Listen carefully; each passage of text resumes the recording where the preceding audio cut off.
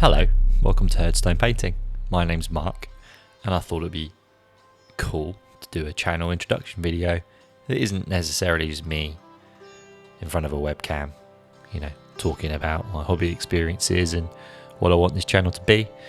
So I thought, let's paint a Gore Warrior, and the diminutive Gore Warrior is a old school miniature that not a lot of folks particularly care about out there, but it is one of my favourite models, and I think that this army really, in the past, which I'll get into, got me back into the hobby big time.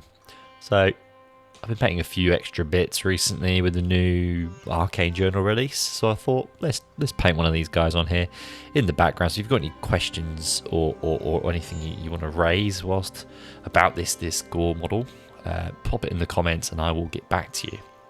But firstly, in regards to the introduction, I want to talk about my hobby journey first.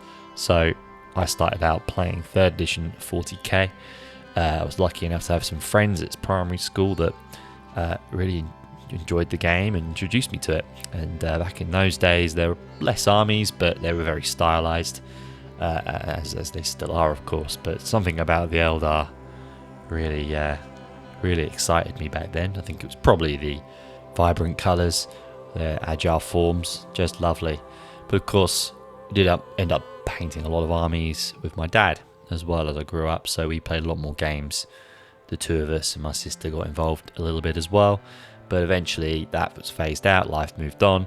But I did continue playing on and off during sort of high school, college, but it sort of moved to Warhammer Fantasy. I can't remember exactly why that was. It may have been friends that sort of instigated the move, but moving to square bases was a bit of a kind of an odd one for me. And we didn't play as many games, not that we ever really knew if we were playing them correctly, but it was always more for me about painting armies. It was always a great sight seeing lots of miniatures painted together rather than individuals, and I've kind of continued that up until now. I do have the preference for a large pool of models rather than individual characters. But during my sort of power years, I guess, in fantasy, I painted Skaven armies, Dark Elf armies, Empire armies, at least 3. Dwarf armies. I don't think I ever really I think the things I didn't touch were Bretonnians and Tomb Kings. Everything else I'd done something and sold it. Either as commission jobs or as just personal projects that I've then sold. Moving into uni, I sold a Skaven army, which was huge. Used some of the money to buy a Beastmen army, and kind of it's the thing that survived that time. So it's kind of why this Gore Warrior is quite special. The fact that I'm repainting some of these warriors from some new box they've released, even though it's the old models, it's a new box, and painting them with newer techniques is really interesting. But I'm still speed painting this guy. But when the world was blown up at the end of 8th edition, it was a bit of a shock. I wasn't quite sure what they were doing. I realised the end times was coming, but hey, I wasn't expecting it to be quite like this, or quite like what it ended up being. So I didn't throw my toys out of my pram and burn the entire Beastmen army, of course, but it got parked, and a few new friends at the time introduced me to Blood Bowl, and really my army painting and real hobby journey stopped and was put on pause for a long time. And Blood Bowl became everything from about 2015 until 2020, really. So a good solid 5 years of just focusing on teams. Now, still keeping up with a hobby element, but not really painting large scale. We're talking 12 to 16 models, which at the time was a good break. It was a really nice break from the norm of painting bulks of infantry. However, eventually COVID hit, and a few of these lovely people that I met through Blood Bowl were starting to get into heresy. Just before, I think there was whispers of plastic heresy making headway. So people were starting to get ready with their armies, and I kind of got a few bits for an Iron Hands force, and actually quite enjoyed the process of building a force again. And when the plastics arrived, I kind of just didn't stop getting bits for that Iron Hands army, and it's now silly points. I don't even know how many points it is. It's probably 7,000 to 8,000 points plus. of stuff that I never use, but it's just lovely to have. And then when the old world returned, now I haven't really bought any new armies. I'm kind of adding to the Beastmen, but there's just all these new bits and bobs are just amazing. So definitely in the mood to start army painting again. But the personal situation that I found myself in now, moving on to my next point, is all very different. I've been very fortunate to work at the same place for 11 years, and that rug has been pulled, replaced by AI, or simply made redundant, I guess, is the old school way of saying it. But in my case, it's a mixture of both. So I found myself in a bit of a bit of a void, really. It's quite freeing, quite terrifying at the same time, and I thought, well, if there's ever a time to do something like this, which is to try and create a YouTube channel and create content for people to try and paint armies faster and try and paint armies better, then hey, now's the time to do it. I've got a lot of more responsibilities than maybe I did 5 or 10 years ago, so it's going to be very challenging.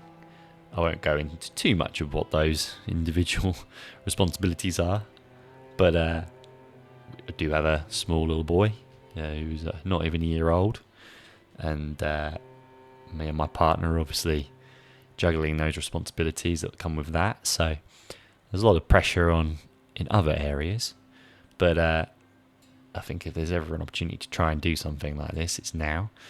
And I think that, you know, the kit and learning the processes, which is why a lot of these earlier videos have been a bit rough and ready, including this one, to be honest. I've learned a lot already in these last 3. So although the personal situation makes things difficult, I do feel like it's something I've got to try and give a go while I've got the opportunity to. And then, hey, look, if it doesn't work out, it doesn't work out. But I'll probably still try and do little bits for this every so often. So why this channel? A great question. I think that there's a lot of great painting content out there. And I'll hold my hand up and say I love watching it. I love keeping an eye on how things are doing. I love seeing new models being painted. I love seeing old models being reimagined. I love seeing converted models being done up in different ways, different interpretations of characters and events. But I'm finding more and more that a lot of these painters, and this isn't shady at all, it's not what I'm trying to say. I think everybody should be able to paint and do their hobby the way they can, but I'm finding that the airbrush is becoming the go-to tool for a lot of content creators, and there is a massive reason for that, because it is fast, it is effective, and it really saves time when you're doing army painting. However, I still feel that the vast majority of folks out there do not have the sort of space, time, and energy needed to make an airbrush work, because they're just quite delicate tools, and if you don't get it right, you can mess up everything. So, difficult piece of kit. So I think with Herdstone painting, and I've been able to always be quite successful not using an airbrush. I've been fortunate enough to give some a try. My personal preference is I don't like them. Call me crazy, but I do enjoy getting in there with a hairy brush, as they are so affectionately called. So I think with this channel, it's always going to be our focus is how can you paint an army, or how can you paint a unit with the least amount of pieces that you can. And okay, there may be multiple paints you may need, but in reality, I'm not going to be too specific. I feel if you've got a favourite brush you love to use, hey, look, you use that brush. I don't want to specify that you need to use a Zero, Data and Rowney, something majiggy. If you've got something I really love this brush and I always use it for this, then go for it. You'll see in some of my videos, my dry brushes are trashed old brushes, but they still work. No specifics. I'd like to try some at some point. In terms of the paints, we're using the Citadel range because it's just the most common. But of course, there's multiple conversion charts out there for you to convert it to any other range you wish. And that's a great thing. when I was hobbying, even just 10 years ago, I mean, there was only really a Vallejo, maybe scale 75, scale colour, sorry. There wasn't many, and they were not as easily available because there weren't really any other hobby shops other than Games Workshops, to be honest. A lot of the old model shops, which I do miss, you know, your old shop run by some lovely guy who used to sell Hornby and model cars and this and that, and also sold scenery. You know, them kind of shops are gone. I don't even know if any exist in London anymore, at least, which is where I'm based. But Games Workshop kind of rules the roost. So they are the guide colour that I'll use, but it's not the only thing that they have. So Herdstone Painting's a generalised approach where we're not being specific, but we're showing quick processes using a hairy brush that give I feel, a pretty clinical and nice finish. There will be some cases, like with this gore, for example, where we have dry brushed to get a certain effect, and usually that's on a lower layer, so you've got that ability to make some mess, and everything else then is just sort of adding embellishment to it. And I guess what's in a name? I mean, I used to be Warpstone Painting, was my commission name, and Warpstone unfortunately is a trademark of Games Workshop, so I thought, let's not get in trouble. Not with that lot. They seem like they're hammering everybody at the moment. So I went with something that isn't, and that's Herdstone Painting. And the Beastmen are the thing that really got me back into Warhammer back in 2010. And the fact that I'm able to paint a few more now, as already mentioned, is pretty special, I think. So, and the Herdstone is somewhere where you can all convene. I mean, for the dark gods, of course, but hey, I'll take it. So yeah, that's Herdstone Painting and why I've kind of picked that name.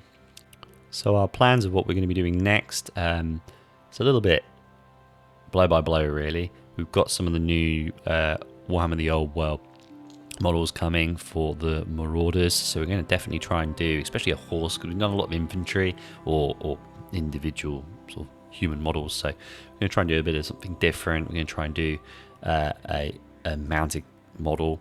We've also got a Cygor for the Beastmen. I wasn't really planning on doing any more Beastmen, but the Cygor is pretty cool. It's a big model, so that might be something different. So let me know if you'd be interested in that. And we do have a lot of Iron Warriors that we're painting for like a commission job, so we may touch base on a few of those pieces. And then of course Blood Bowl is the best game. I mean, Warhammer the Old World, the Horus Heresy and Blood Bowl are the three real touch points for me personally. But I'm not against painting other things. You know, if something awesome comes out for 40k, hey look, let's give it a go. Age of Sigmar are the same. I don't want to discriminate between the two. But generally, the specialist games I want to really keep my eye on, and it's the three I really enjoy. So yeah, Blood Bowl is going to be a big one on this channel when stuff comes out, which is very, very irregularly. I mean, of course, it's right in the zeitgeist at the moment, so we've filmed the Blitzer painting tutorial, which we're putting up in next week alongside a Tomb King Blitzer tutorial. So all of that's filmed, which are going to be coming out after this video in a couple of days' time. But after that, really, I'd be interested to see what you guys think, what will be a good direction for us to go. Because in January, I'm hoping to maybe spend a little bit more time on something. So that's my thoughts. That's Herdstone Painting. That is myself. I've been doing the hobby now a long old time. I don't even remember when I started, but it's been on and off. But it's been a long, steady return to army painting over the last 5 years after a long hiatus. So I've been really learning the techniques myself, and a lot of it's been enjoyable, a lot of it's been difficult. But here is our final few Beastmen. All of these guys with hand weapon shields. I had a load of additional hand weapons, so I thought a brand new unit of, I think it's 30 I got in the box with shields should be cool. So here's a couple of them for you to see. I think I need to still add a few tufts to these guys, but these models still hold up really well. They're not world changing, you know, they're They're probably 20 years old now, these models. Maybe not that old, but I know they were retooled. So I'm not quite sure how old they really are, but I still think they look awesome. Anyway, that's enough from me. If you've got any questions, let me know in the comments. And I shall see you in the next one. Bye-bye.